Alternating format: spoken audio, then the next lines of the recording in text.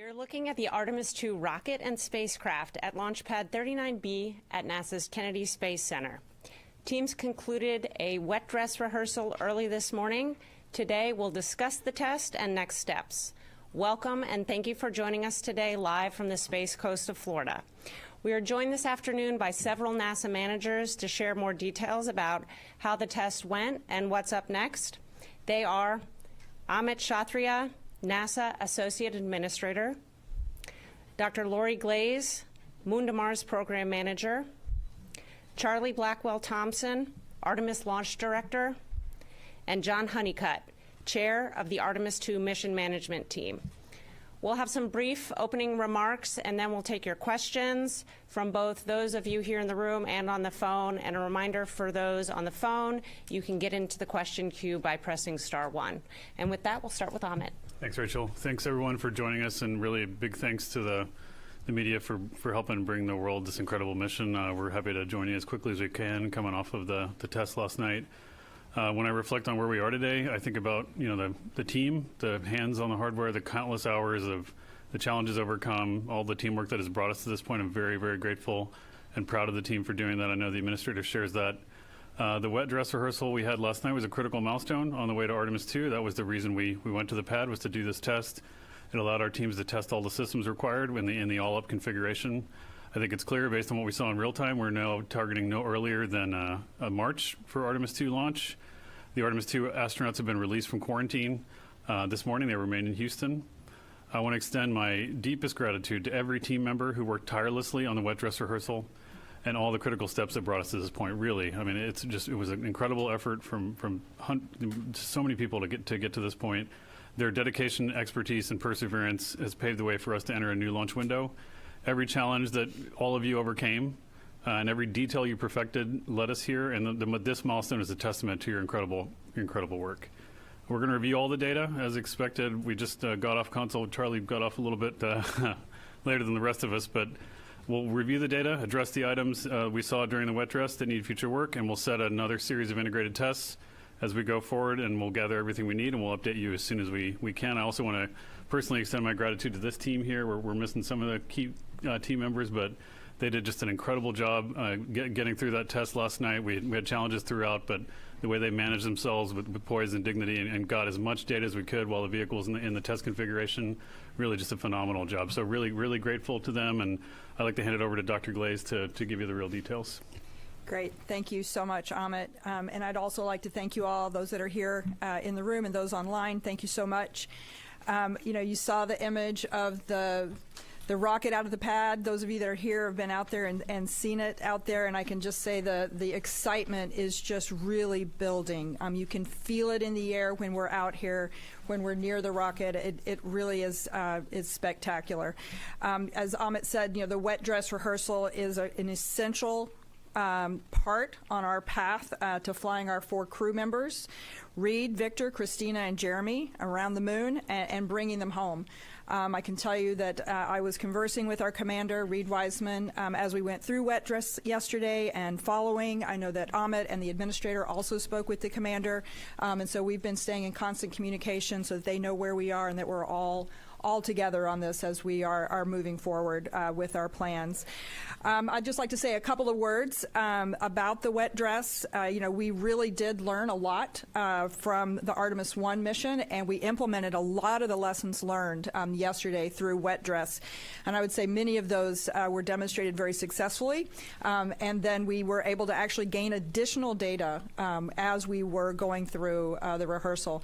Myself, I know when I went in, I had 3 big things that I really wanted to make sure we were getting data on, and I would say all 3 of those we did a fantastic job of gathering the important data that we need.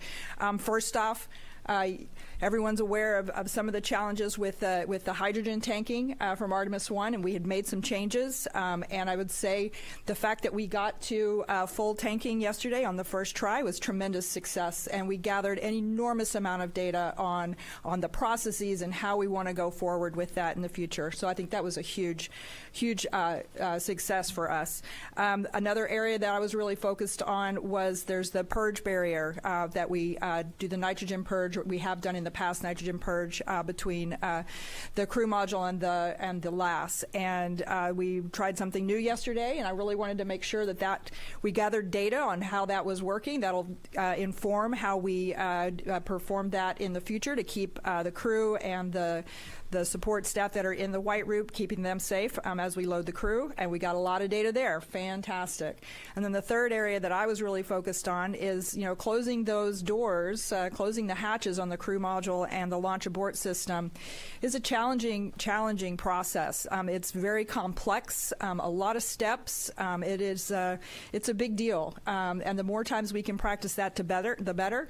And I think we, again, got another rep yesterday. Our team's got some more work there. They've learned. We've, again, gathered a lot of important information that's going to help us as we're going forward.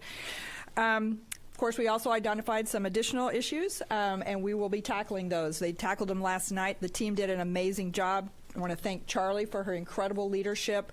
But Charlie and her teams and John and all of our teams that were involved with the wet dress yesterday tackled a variety of challenges in real time and did a great job there. As we've done all along, we rely on the data that we collect through these exercises like the wet dress rehearsal, and it's that data that leads us and sets the pace for where we're going. We have another opportunity in front of us to test our tanking operations and countdown. As Amit says, we will do another wet dress rehearsal in the future, and we look forward to that additional opportunity to learn more about our systems before we launch our crew to the moon. So we got a lot more work to do to get ready for that mission, and we are ready. Our teams are ready. Those incredible individuals that Amit noted, they are geared up and ready to take us forward. I'll hand it over to Charlie. All right. Thanks, Lori. Appreciate it. And thanks to everyone who is here with us today, either in the room or online. So you heard Amit and Lori both talk about our wet dress rehearsal. So we got into our call to stations on Saturday evening and had our plan T0 for yesterday. Got into our go for tanking. We were a little bit behind getting out of the pad, and we got to go for tanking right around 11:30 local time. Got into chill down for both LOX and hydrogen. That went very well. Nothing notable there per the timeline, per the plan. When we got into the LH2 fast fill, which was around 12:29, is when we picked up our first leak in the TSMU in the cavity, which is where the flight and the ground plate come together, and it's that cavity in between. And it's in our 8-inch fill and drain line there. We have a QD that kind of connects those two together. So it was similar, I would say, to some of the signatures that we've seen during Artemis 1. Our leak rate was a little bit higher, somewhere in around the, I would say 12 to 14%. As you know, we went back, we did some testing between Artemis 1 and Artemis 2 and determined that 16% was an appropriate leak limit for LH2 in that cavity, and so that's what we managed to yesterday. So we saw the leak get up around our limit, and we did a stop flow revert, and when we did that, we saw, of course, the leak came down. We tried a contingency procedure that we used during Artemis 1, which is you let that QD warm up, you let the seal warm up, and you try it again. And so we did that a couple of times, worked our way through it, and was able to load the core stage all the way to replenish. LOX load went for both core and upper, went really without any issue at all. And we got both stages to replenish, all stages replenish about 17:44 local time yesterday. We worked through a couple things. We had a targeted T0 originally for after 9 p.m. in the evening, but given the contingency procedures and whatnot, we had a new targeted T0 at just after midnight, and we picked up the count, T-minus 10 minutes. We counted through our, got through our polls, picked up the count, counted through 6 minutes. Of course, the crew access arm comes back at 8. That was a big milestone for us, first time we'd ever done that in terminal count with the ground launch sequencer. So a big win on that. It came back just fine, latched into place just like it's supposed to. And we got down inside the 6 minutes, and that is where we began core stage pressurization. And so as we began that pressurization, we did see that the leak within the cavity came up pretty quick. We did a cutoff, which is a normal safing activity for us. We got into our safing steps. We saw the hydrogen concentration come down, and then later in the evening, we got into our drain operations. I am happy to report that early this morning, we had the core stage drain was completed at about 6 o'clock, just after 6 this morning, and right now we have all commodities off the vehicle. Both stages, both commodities are drained. We are in core stage boil off and inerting activities, and we're getting the pad open back up for control work. So that's a little bit of how the test went. Lori talked about some of the great things that came out of the test. I'll tell you, we had never loaded the core stage or the upper stage from the new 1.4 million gallon hydrogen sphere. We had gone through a complete verification and validation, but we didn't have the hardware to do it with, the flight hardware, and so that went really well. The lessons learned from how we do the sequencers in the software also went well yesterday. Already talked about locks and the CAA. And then the replenish valve. Those of you who were around for Artemis 1, remember we had to send a red crew to the pad for the replenish valve, and we made some design modifications on that valve, and it worked flawlessly yesterday. And so that went really good. Lori talked about the breathing air injection that we had for the service module purge, and that was a late mod that we did. Again, worked really well while we had the closeout crew out at the pad, and we were able to do a full closeout of the crew module. So all in all, a very successful day for us on many fronts, and then on a couple of others, we got some work we got to go do. And we're going to go do it. We'll figure it out, and we'll be back here talking to you once again about when we're going to target our next wet dress and the results from that. And with that, I'll hand it over to John. Thank you, Charlie.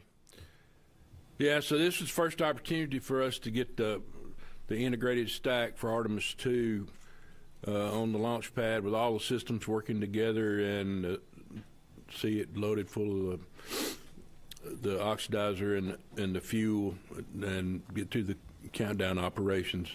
It was a great demonstration for the hardware and for the team relative to performance. To me, the big takeaway was we got a chance for the rocket to talk to us, and it did just that. Test gave us exactly what we needed. It was an opportunity for us to wring out the system as well as the team before we ask our crew to go fly on launch day.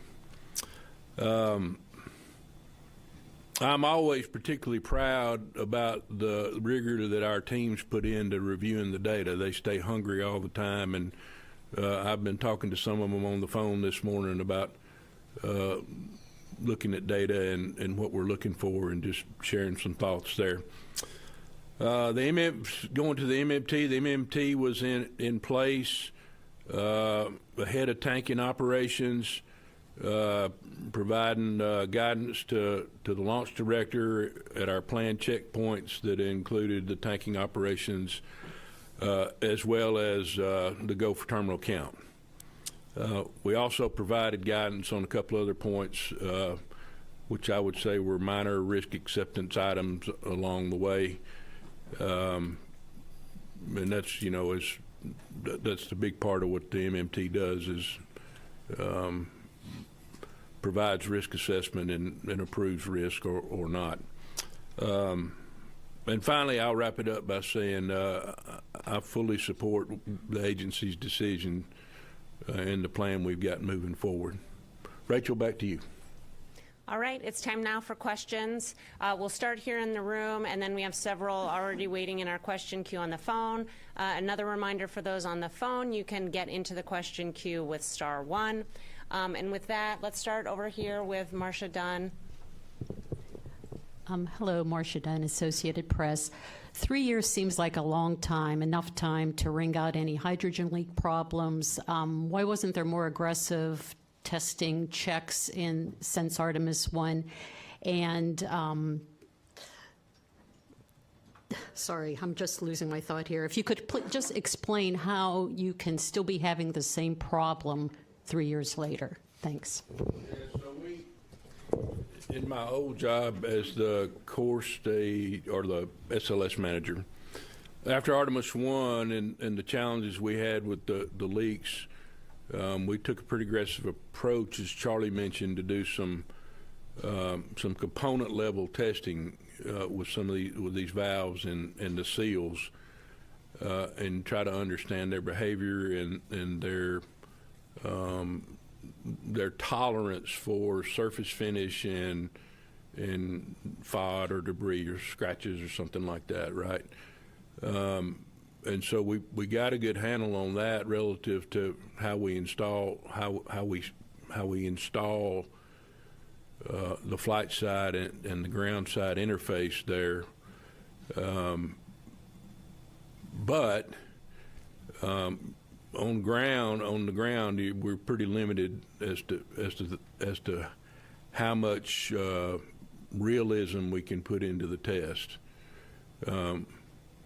And then at the end of the day, and what I would say to that is, we try to test like we fly, but this interface is a very complex interface, and when you're dealing with hydrogen, it's a small molecule, it's highly energetic, and we like it for that reason, and we do the best we can. And actually, this one caught us off guard, and the initial things that we were seeing, and the technical team felt like we either had some sort of misalignment or some sort of deformation or debris on the seal.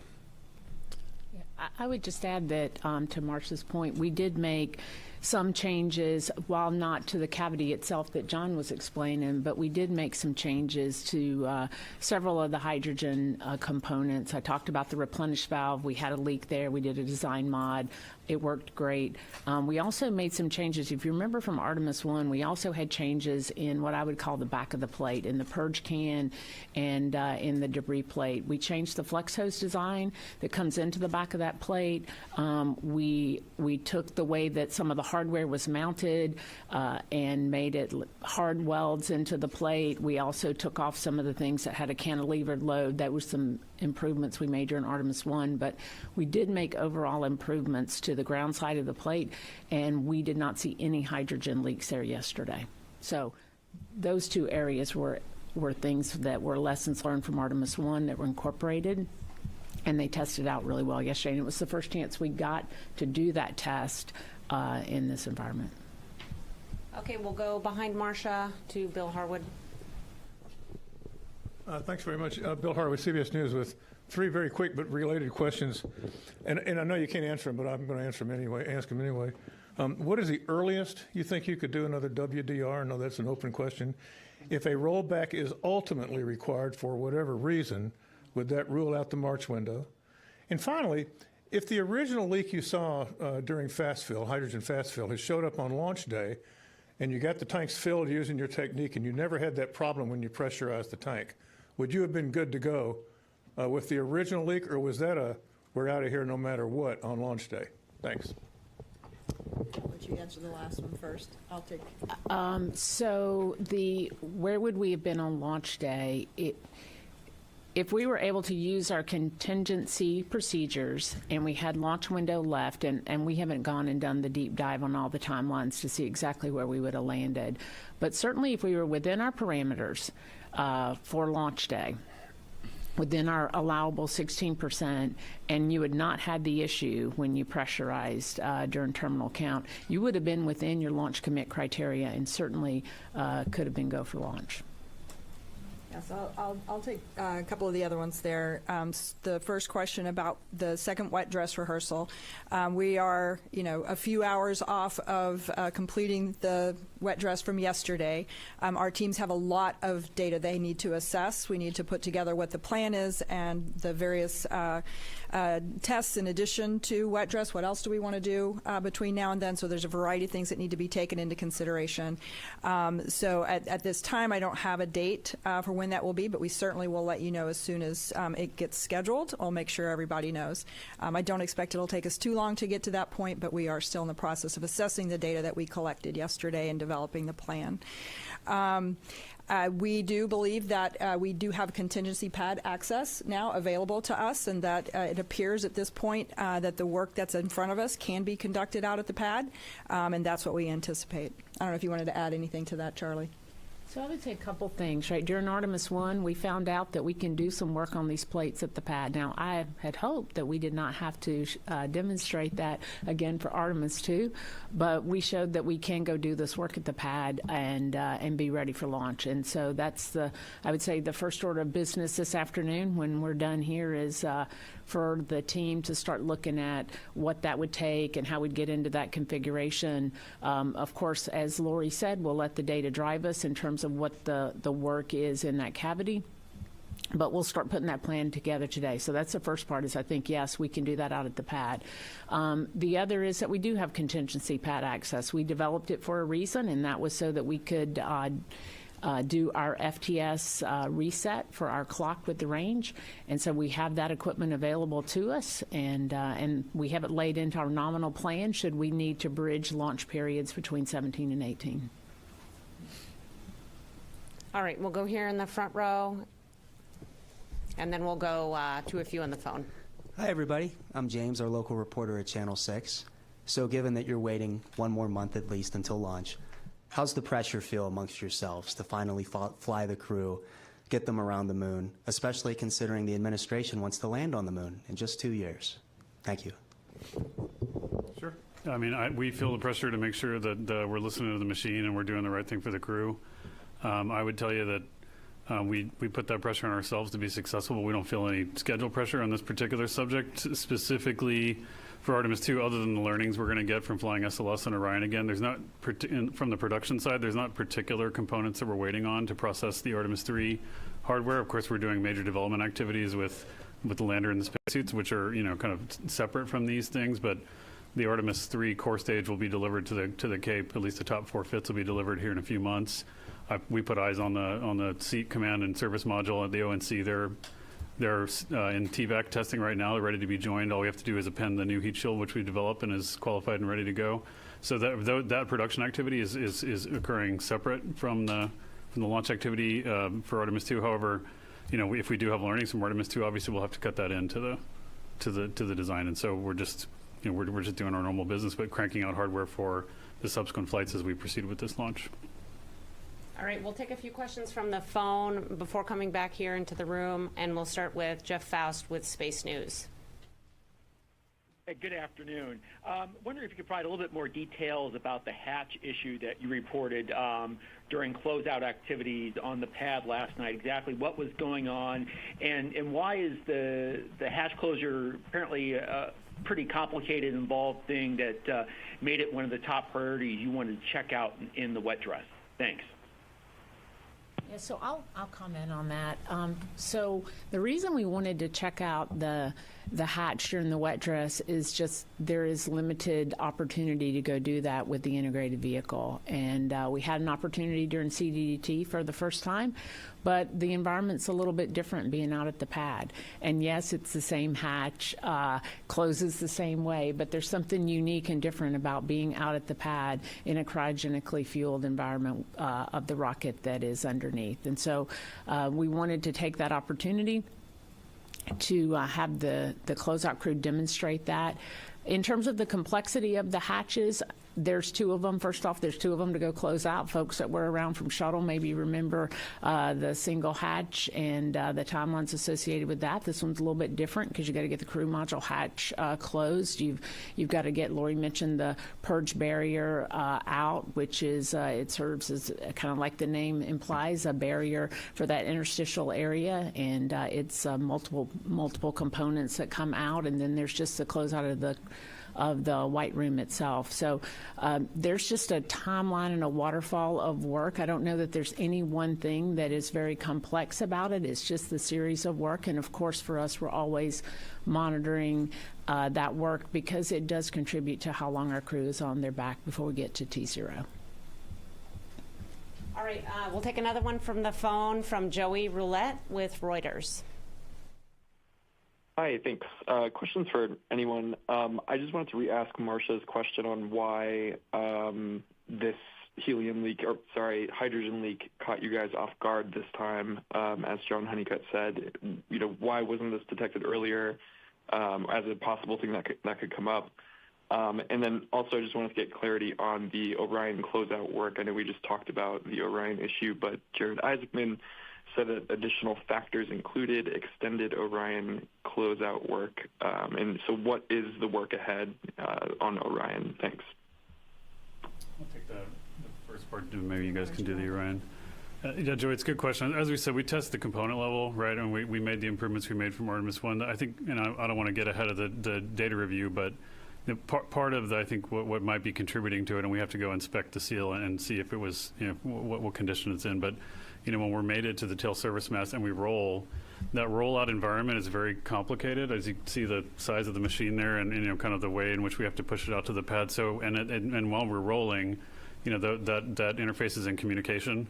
And so, we don't really know exactly. It's very hard to predict kind of what credit we can take for and what the acceleration environment is all the way up and down the stack. When we did Artemis 1, in fact, we did a lot of stop and start tests to see if we could characterize it. But even then, it's pretty complicated from a stress and strain standpoint. And so that's not an excuse. It's just that's the first configuration in which we've been able to witness that environment. Lots of times when we look at the duration the rocket can stay at the pad, we have very good understanding of like onshore winds and those loads and how those affect the mated stack, because that's more predictable. The one thing that's very hard for us and we kind of keep in our pocket as pretty constrained is the number of rolls. Those of you guys that followed Artemis 1, we were very particular about that because we can't take credit for the witness of that rollout environment. It's very complicated. And so we think that's a contributor, but again, we have to tear the seal apart and see what happened. And I'll leave that for the Orion question for y'all.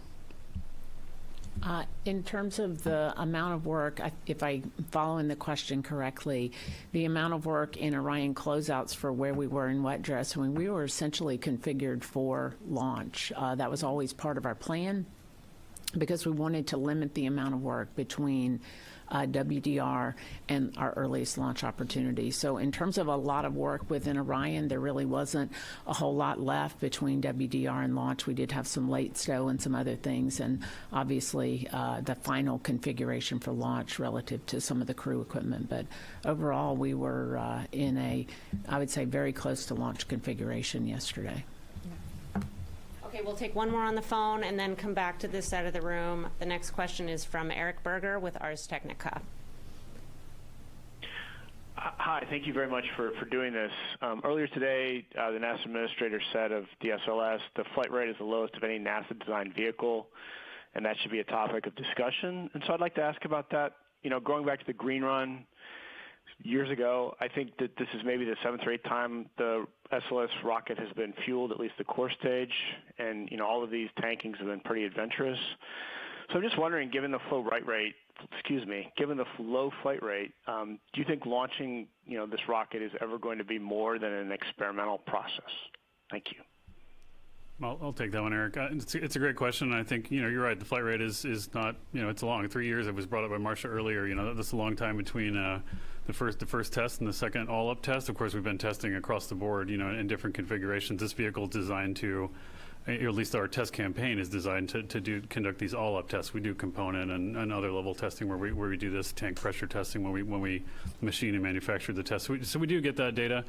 But, to be fair, it is going to be experimental because going to the moon in this configuration with the energies we're dealing with and every time we do it, these are very bespoke components. They're in many cases made by incredible craftsmen. And so, the geometries of them, even though they're within tolerances, each one of them is different. Honeycutt said earlier, this is the first time this particular machine has borne witness to cryogens, and how it breathes and how it vents and how it wants to leak is something we have to characterize. And so, every time we do it, we're going to have to do that separately.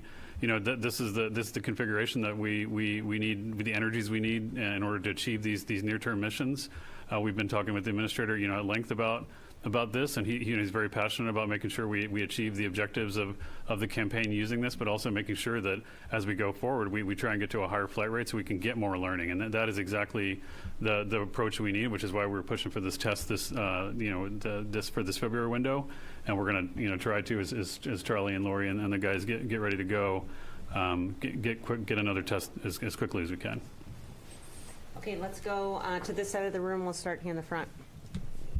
I'm Philip Sloss. I think for Charlie, just to try and get a little bit more color on what you saw yesterday with the hydrogen concentrations in the umbilical cavity, because when we first saw it, we first saw the report, you were up to about 55% or somewhere in that neighborhood. Did you see elevated hydrogen concentration throughout fast fill, or did you see a change near the point where you tripped the limit? And then were you seeing any difference between the flows through the fill and drain line and the bleed line, either in that space of time, or again, you talked about getting into pressurization at T-minus 6 minutes. I assume you get into drain back at that point through the bleed line. Is that what possibly tripped the limit during terminal count? So let me start with when we saw the leaks. Let me start there. So, what we have learned during the Artemis tanking campaign is that this interface is sensitive to flow rates and pressures. We learned that during Artemis 1, and we saw the same thing. Yesterday. It was when we went to fast fill. We were in slow fill. We were within our limits and within our bands. It was when we transitioned to fast fill that we began to see the limits creeping up, or the concentrations within the cavity creeping up. And we did, was it a steady rate? I mean, it increased. We got up to, probably 12, 14%. And then when we got close to the 16%, that's when we did stop flow and revert, and decided to invoke our procedure for letting that interface warm up and then retrying it again. During Artemis 1, we found that sometimes that was very successful. I mean, that's a pressure-assisted seal, so sometimes letting it warm up and then putting some more pressure across it, you'll see the seal improve. And so that was the goal yesterday. When we tried it the second time, the performance was pretty similar. We have the ability, and what we do in that case is that we are actually pressurizing in the storage area, in the sphere itself, and we're kind of using that pressure to, hydrogen's light, and so you put some pressure in the system and kind of push it, as we say, push it up the hill. And so we started out with a lower pressure, but as we put additional pressure and got back closer to our fast fill rates, we started to see the leak. And so it was, I would say, in and around the 12 to, when we got up to 16%, we would take action. We saw that through the 3 different contingencies, but we were able to manage it. We would manage it with the pressure, get back within your leak rate in the cavity or get close to it. And so that's how we managed to get all the way to replenish. In terms of when we saw the spike in the leak, it was in terminal count. It was as we began to pressurize the tank, and whether that came from through the 8-inch or the 4-inch bleed, we really need to get into the plate and take a look, and we'll know more, in a few days when we get in there. So it'd be hard to say at this point. Again, the team's going through the data, so if you ask me tomorrow, I might have a better answer. But right now, I'd tell you that based on the timing, it looked like in real time that it was likely through the 8-inch. Could have been the 4 though. So we'll take a look at all that and see what was going on there. But it did go up, and it went up very quickly, and so we knew that we had something there we didn't understand. That's why the operator immediately gave a cutoff, and we got into safing. Okay, we'll go to Irene Klotz here, and then Will Robinson-Smith, and then we'll take a few more from the phone. Hi, Irene Klotz with Aviation Week. I have a question first for Charlie or John. You ended up adjusting the timing for the wet dress because of the cold, but then did the wet dress in the really cold. Can you just explain a little bit about what you were doing during those 2 days, and if there was any equipment or systems that were close to like qualification limits because of the cold? And for Amit, did the Falcon 9 upper stage anomaly yesterday do anything for your planning for Crew 12 launch? Thanks. I'll do the Falcon 9 first, guys, then hand it to you guys. Yeah, thanks, Irene. Yeah, we did. SpaceX did a report as soon as it happened on a Starlink flight that they had an upper stage anomaly. They're working that with the FAA. So I don't want to get in front of that. The FAA is the lead investigative body. We do have our teams with commercial crew embedded in that investigation. And so in terms of how it affects our plans for Crew 12, et cetera, we're pressing towards our Crew 12 window. We're planning towards, just a week, a little bit more than a week from now to start that preparation. But again, that's going to be contingent on the return to flight rationale, which we're heavily partnered with both the FAA and SpaceX. All right, the 2 days that we delayed wet dress. So let me say a couple things that weren't part of your question, but I'm really proud of the team that worked so hard to get to wet dress early. Right, we looked at what we could do to get there early. Our team had the work done. We were prepared to do wet dress 2 days earlier than we actually did it. And so that actually ended up being a wonderful thing. Now, the weather wasn't so wonderful, right? We were in unprecedented cold here in the state of Florida. We were very deliberate about looking at the weather and determining if we were in a configuration to do the test. Originally would have been, our T0 would have been Saturday evening when we ended up doing our call to stations. If you recall, on Saturday evening, it was very cold and it was very windy, and we did look at the weather and look at our criteria. The main criteria there for a wet dress, which is different than launch. On launch day, you absolutely have requirements for temperature and winds and other things. For wet dress, we did look at our temperatures because we needed to determine if we were within our certification limits for the ground hardware as well as for the flight hardware, and we looked at winds, and winds was really the more concerning item. There was 37.5 knots was what we were looking at as our constraint. And that was the primary driver for why we moved the wet dress originally from Saturday to Monday. And that was a great call because those of you who were here in the state of Florida during that time, you know that we had 50-plus knot winds on Saturday night. And so that would not have been a good configuration for us to be tanked in. It certainly would not have been a good configuration for us to send our closeout crew to the pad. And so that was part of the consideration for moving it. In terms of how did things go, we certainly saw in some of our, I'll say, pneumatic equipment, right, that is sensitive to temperatures. You know, we saw some fluctuation in some of our regs, but we have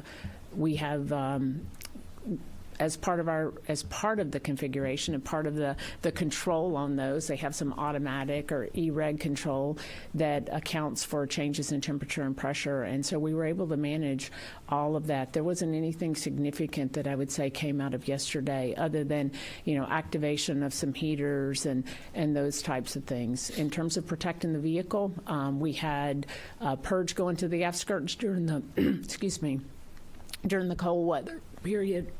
Sorry.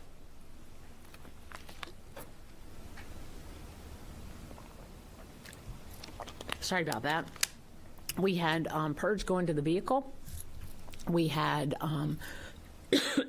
heaters configured. So in terms of taking care of the hardware at the pad, we had all the right things in place. Okay, let's go over here to Will Robinson-Smith.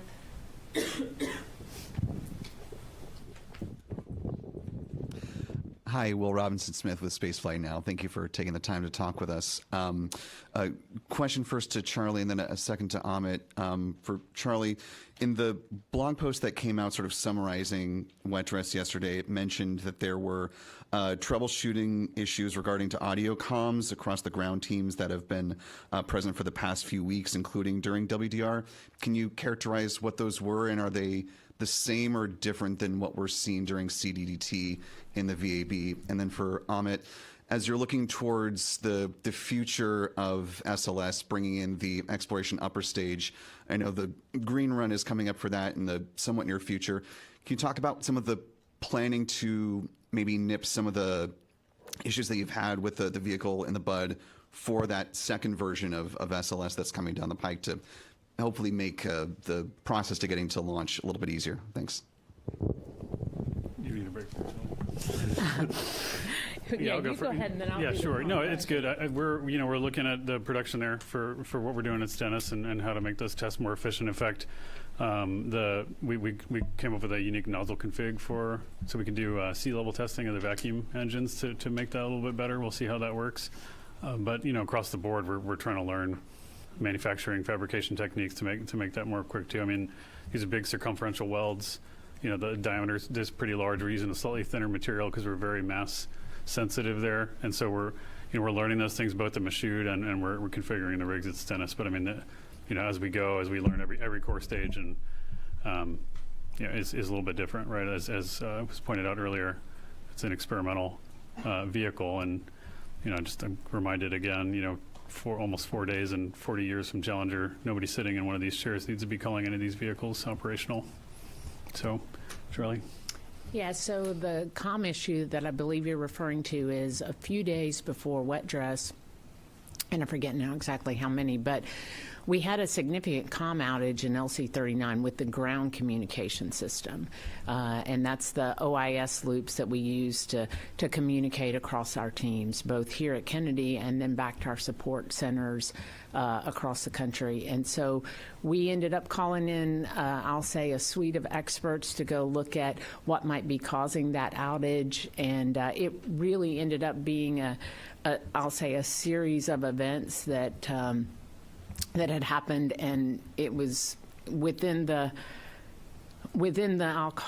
and I'm probably not the right person to answer this in this level of detail, but let me just say that it was in the kind of the details of the code.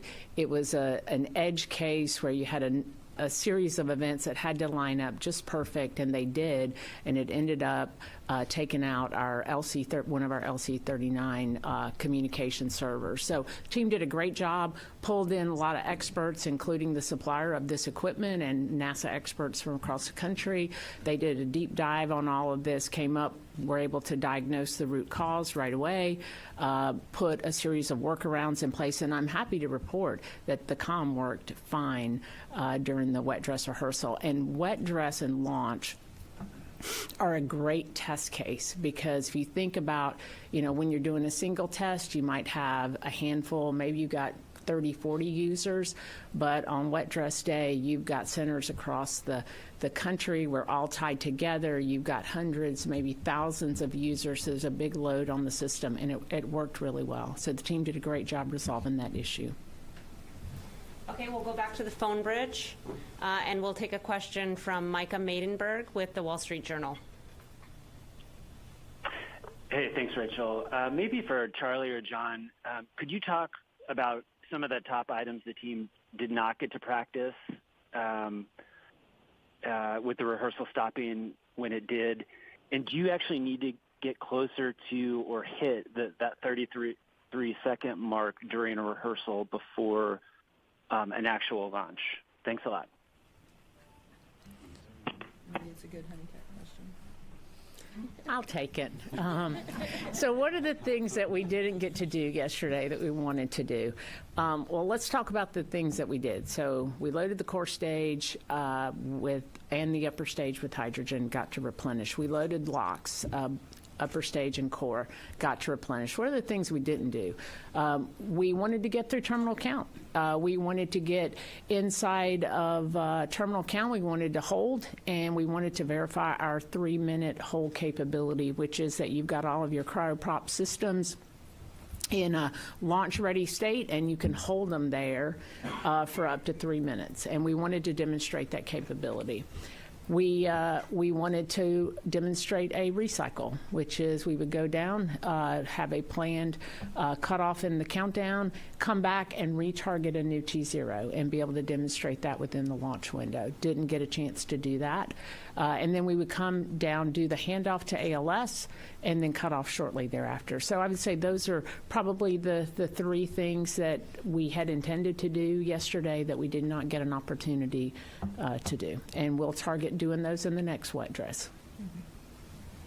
The next question is from Denise Chow with NBC News. Hi, thanks so much. It sounds like for now work will be happening out at the pad, but I was curious if you have any early indications yet about whether you might need to roll back to the VAB. And then if you guys need it, are there launch opportunities beyond April that are available? Yeah, I'll take the first stab at that. As I said earlier, right now it looks like the work that needs to be done can be done out at the pad. So we're gonna assess that. If that changes, we'll let people know. But that's the intent. As far as the launch opportunities, I know we've published what those opportunities and what the available dates are that could be targeted. We published those for February, March, and April. We've got opportunities in every month, several days. So, if necessary, we'll go beyond that. But yeah, there are opportunities. We do have, as you know, constraints on a variety of different constraints that determine just how many days within the lunar month we have available for launching. You've seen for February, March, and April, it's on the order of about 5 or 6 days. It'll be something similar. It varies month to month, but yes, there are additional opportunities. Okay, next on the phone we have Anthony Leone with Spectrum 13. Hello, and thank you very much for taking our call today. With the leak issues that Artemis 1 and 2 have faced, will this reinforce NASA's consideration of using a different vehicle for Artemis 3, such as Blue Origin's Blue Moon lunar lander, which was something that then acting Administrator Sean Duffy talked about? Thank you. Yeah, sure. So we are, of course, heavily partnered with Blue Origin and SpaceX and other super heavy lift launch vehicle providers. They're integral to our architecture. So we're going to continue to partner with them and share learnings and implement and cut them into our mission plans. So that's certainly true. Changing commodity on SLS or changing the design in that severe way will probably disable the production significantly and make a change. You expect a change. We're as discussed earlier.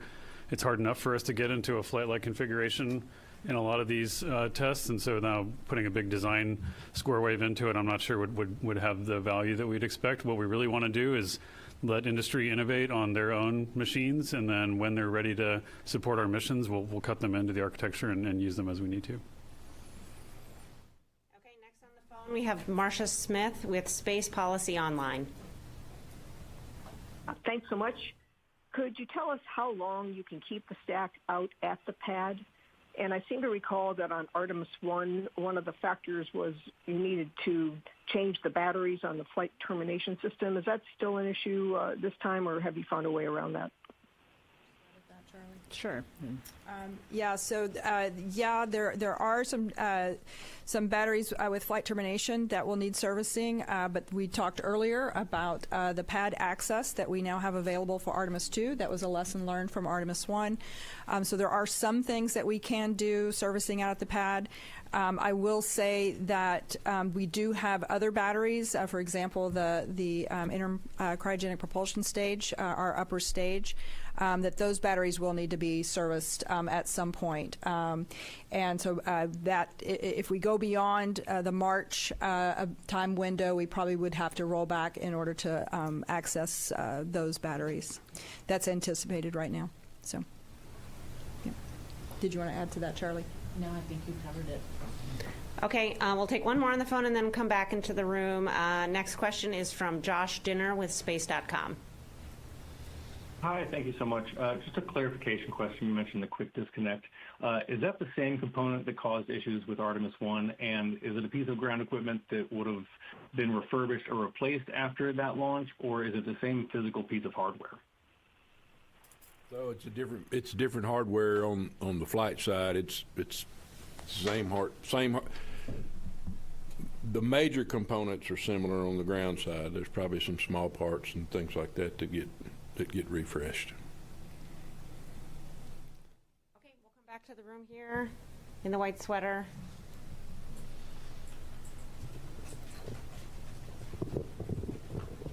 Hi, thanks so much. Jackie Waddles with CNN. A question for Mr. Honeycutt. You mentioned that there were some minor risk acceptance issues that the MMT worked through. Curious, could you give us insight into any of those and how the MMT discussed and what you communicated? Yeah, you know, Charlie talked about launch conditions versus testing in wet dress conditions. The majority of those were things like purge temperatures being out of limit just a little bit, and that doesn't bother us because those are really what's required to flight. They were pretty minor, but you know our process drives us where we're violating any launch commit criteria, taking a waiver, or there's risk acceptance involved. Charlie and her team bring that forward to the MMT. Okay, we'll come on this side, third row. Yes, Zachary Albert with the Launchpad from Canada. For Charlie, looking forward to the next wet dress rehearsals and then a launch attempt, can you take us through what the limitations are for, if we get into tanking, what the limitations to recycle for another opportunity on another day?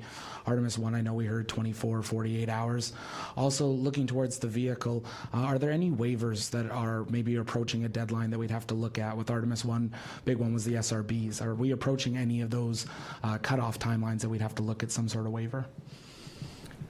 So I'll probably invoke the panel for some of the greater waiver pieces, but I will talk about the recycle capability. So we have two things that in a wet dress that we do, and the first is, or the plan was to come through a nominal count, because on a real launch day, one of the things that we can do is that we come through count. We have a 2-hour launch window, provided that you have enough window to do this. If you had an issue where you had a cutoff in the middle of your term count, you have the ability to go get back into fill, get your tanks topped off. If it was something that you could clear, explain, work your way through, and then retarget a new T0. That is not a capability that we had demonstrated during Artemis 1.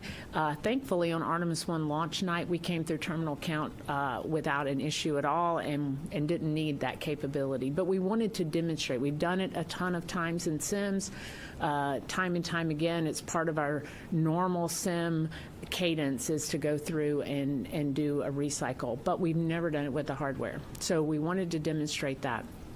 So that recycle is you are coming through term count, you are going back, and you're going to retarget another T0 within that same 2-hour window. The difference when you were talking about the 48-hour scrub that we had, that is our turnaround between launch attempts.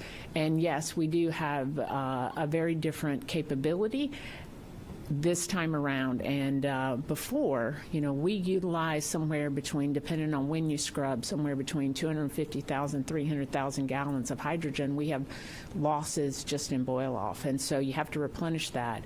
And during Artemis 1, that was about 30 tankers worth of hydrogen that we had to roll into the pad.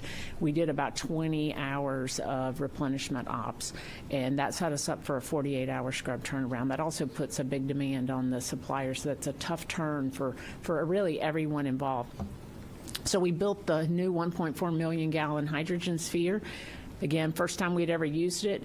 We refer to it as our loading sphere because that's how we intend to load the vehicle, and we use the old sphere to store hydrogen. So when we have a scrub, we can instead of taking those 30 tankers, we can push a couple of 100,000 gallons of hydrogen from one sphere to the other and be ready for the next attempt. And so we do have a 24-hour scrub turnaround capability for Artemis 2 as a result of that new hydrogen sphere.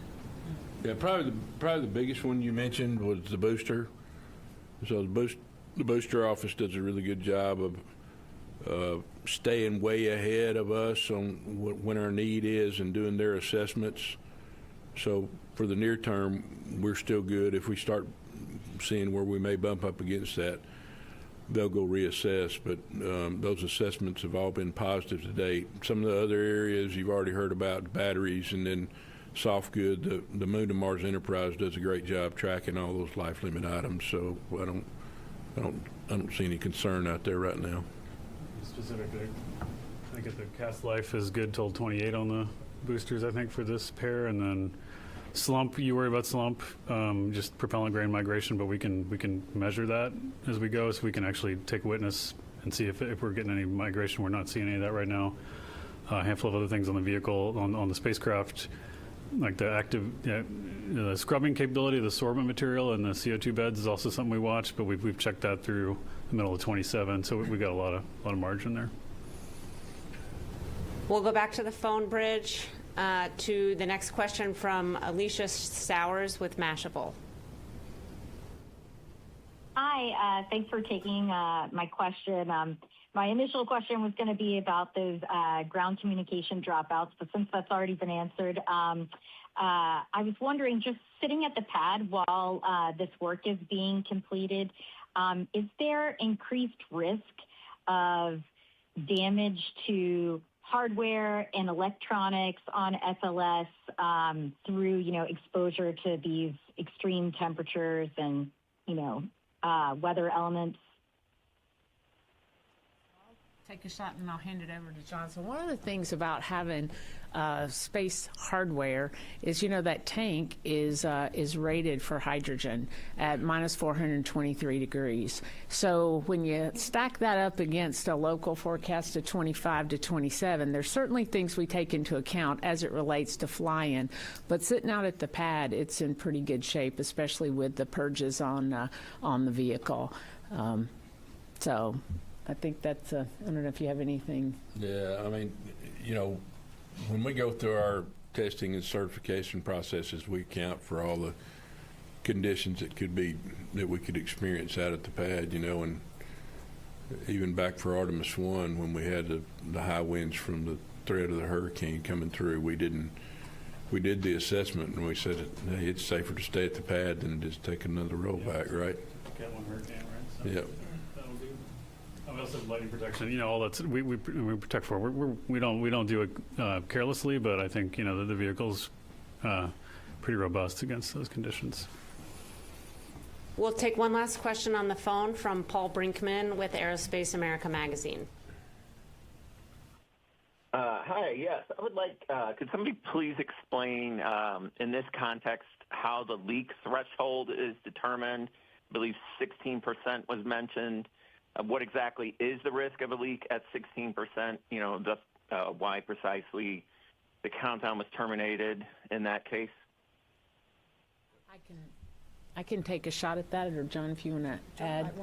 Yeah, what I would tell you, in the shuttle program, I always had scratched my head about why we had such a low requirement at 4%.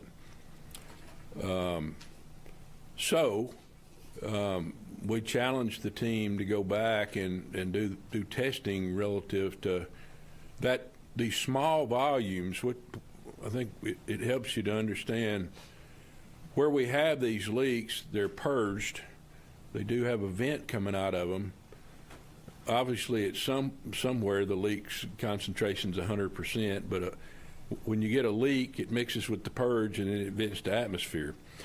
So we wanted to understand how these small volumes are operate, and what the threat and what kind of energy you can have, and whether you can have just some sort of a small flame front that can't sustain itself, or something much worse than that. And when we did those tests, and it was fascinating to go through the data review with the team and see the imagery that they got. But that's where we got comfortable with this 16% limit. I can assure you we had some margin associated with that too.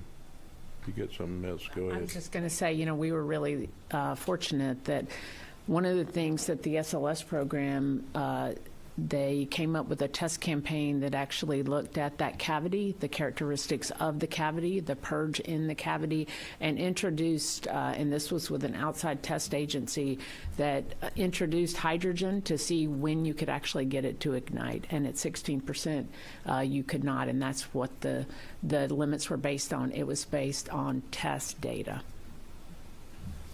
All right, that's all the time we have for today. I want to thank our participants for being here today. We will share more progress on our Artemis blog, so you can stay tuned there for additional updates. And thank you for joining us.